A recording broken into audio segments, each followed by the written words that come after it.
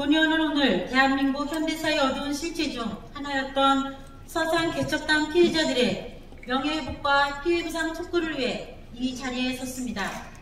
서산 개척당 사건은 지난 1961년 정부 주도하에 사회정화 명목으로 자행되었으며 당시 1,700여 명의 무고한 국민들은 적법한 절차 없이 강제 수용하고 노동력을 착취하며 심지어 강제 결혼까지 추진한 인권 유린의 현장이었습니다. 이 사건은 제2기 진실 화해를 위한 과거사 정리위원회에서 공식적으로 조사를 시작했으며 본의원이 서산시의회 의장을 역임하던 2021년 5월 서산 개척단 진실 규명에 힘을 보태고자 9명의 위원회 의원님들에게 손편지를 보내 조속한 해결을 요청한 바 있습니다. 위원회는 조사 착수 1년여 만인 지난 2022년 5월 진실규명과 더불어 국가는 위법한 공권력에 의한 중대한 인권 침해에 대해 피해를 입은 신청인과 그 가족들에게 사과하고 명예회복을 위한 적절한 조치를 취하는 것이 필요하다고 공고했습니다.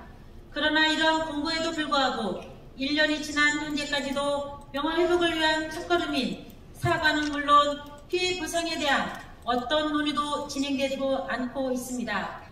서산 개척단 피해자들은 영문도 모르고 끌려왔다 내 땅에 생긴다는 희망 하나만으로 가중고초를 견디며 폐연들을 지금의 옥토로 갖고 놓으신 분들입니다.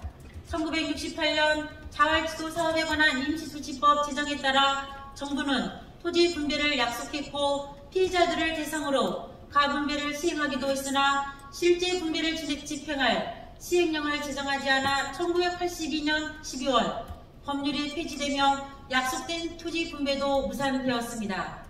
또한 1991년에는 토지를 매각하겠다며 그간 무상으로 사용한 토지에 대해 무단 점유로 인한 배상금을 내라고 통보하기도 했습니다. 이런 피해자들을 힘들게 하는 것이 또 하나 있습니다. 당시 서산 개척단 홍보에 사용된 불황자, 윤락여성이라는 꼬리표입니다. 사회정화를 명분으로 추진한 사업이기에 이들의 갱생을 강조하고자 왜곡된 프레임을 씌운 것입니다. 그러나 실제로는 대부분 일자리를 주겠다는 말에 수가 왔거나 심한 경우 단속이나 납치에 의한 경우도 있었다고 합니다. 이렇듯 국가가 힘없는 약자들에게 씌운 거짓된 굴레와 낙인은 당사자뿐만 아니라 자녀들에게까지 피해를 주었습니다. 한평생 이렇게 사신 피해자분들도 대부분 80을 바라보는 고령자가 되었습니다. 이미 세상을 떠난 분들도 많습니다. 존경하는 김태현 지사님, 이분들의 시간이 얼마 남지 않았습니다. 정부의 말을 믿고 오로지 삽과 곡괭이로만 모을리를 옥토로 개간한 선량한 도민들을 위해 도지사님께서 서산 개척단 피해자들의 눈물을 닦아 주십시오.